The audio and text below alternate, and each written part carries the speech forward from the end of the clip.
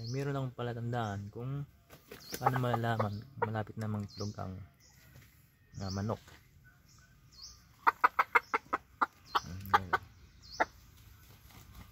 Palatandaan ko dito is titingnan ko yung pit.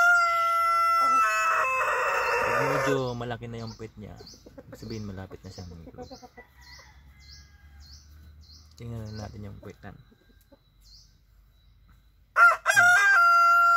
Pag malaki na yung puwit niya, mas malaki sa normal na puwit ng manok, ibig sabihin malapit na siyang mangitlog. Hindi man mga after 1 week mangitlog na siya.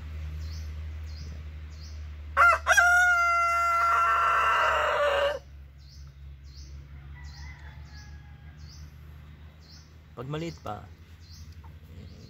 hindi pa siya mangingitlog. Kailangan pa niya ng mga ilang linggo pa. Pero pag malaki na yung puwit ng manok, ibig sabihin malapit na siya mangingitlog.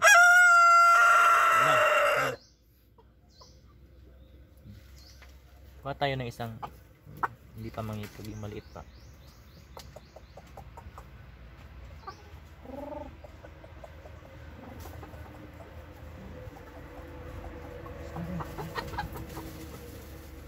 Eto, tingnan natin.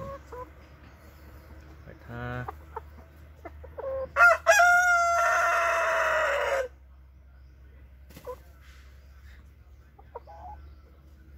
Maliit pa yung puwit niya. Ibig sabihin hindi pa siya mangingitlog.